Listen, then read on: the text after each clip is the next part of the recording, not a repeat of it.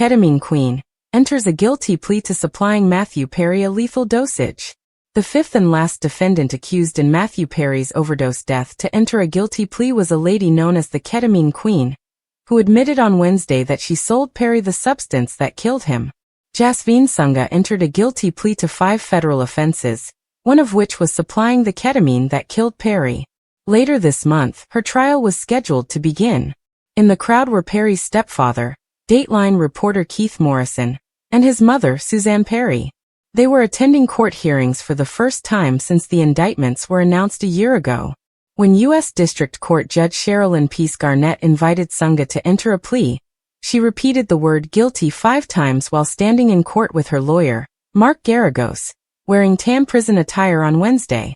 Prior to that, she evaded the judge's query about whether she knew the pills she was delivering to co-defendant and intermediary Eric Fleming were going to Perry by responding, "Yes, Your Honor," to dozens of procedural inquiries. "I couldn't tell for sure," she said. In response to a similar query about the ketamine vials she supplied Fleming, she subsequently said, "I didn't know if all of them or some of them were headed for Perry." Her plea deal was unaffected by the remarks. Sangha, a 42-year-old American and British citizen, was portrayed by prosecutors as a prolific drug dealer who was referred to by her clients as the Ketamine Queen, a moniker that was often used in court filings and public releases. Sangha entered a guilty plea to 3 charges of ketamine distribution, 1 count of ketamine distribution resulting in death, and 1 count of keeping a drug-involved premises, fulfilling an agreement she had reached on August 18.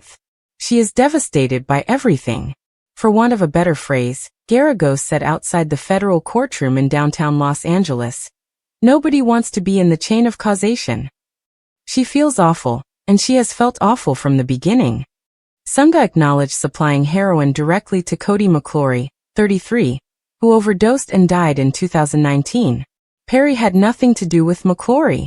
3 further charges were dropped by the prosecution. The agreement was struck after a robust back-and-forth with the government. Garagos, who has represented the Menendez brothers, Chris Brown and Michael Jackson, told the court. A year after federal prosecutors revealed the indictments in Perry's death on October 28, 2023, after a thorough investigation, the final plea agreement was reached. Sangha's sentencing is set on December 10. She faces a maximum sentence of 65 years in jail. Because of the plea deal, the court is not obligated to sentence her to a reduced time. Nonetheless, prosecutors said that they would request a sentence that is less than the maximum. The co-defendants have not received any sentences. Although her co-defendants were freed on bail, Sangha has remained in detention for about a year. Outside of court, Garagos said, "I felt the government was turning the responsibility in this case on its head.